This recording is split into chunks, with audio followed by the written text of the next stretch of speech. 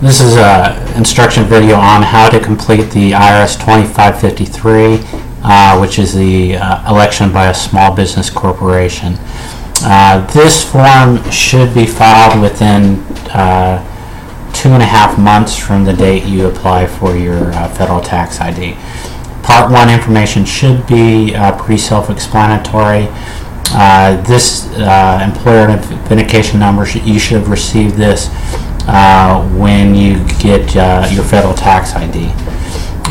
You want to make sure the date incorporated here matches what you've got on your with the Secretary of State, and then the rest of this information should be self-explanatory.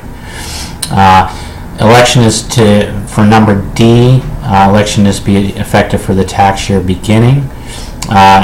This would be the date of your incorporation.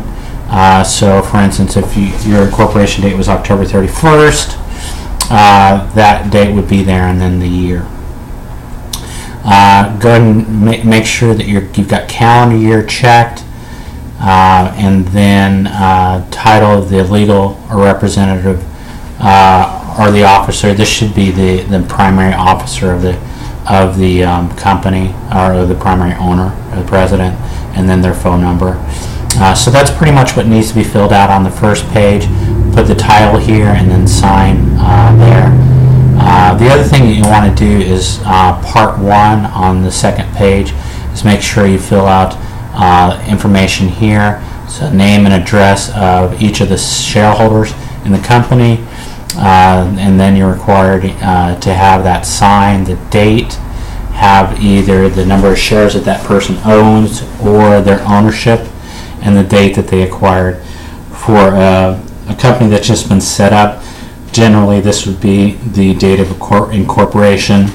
Make sure that you have the office or the shareholders' Social Security number filled out in here, and then finally the tax year ends.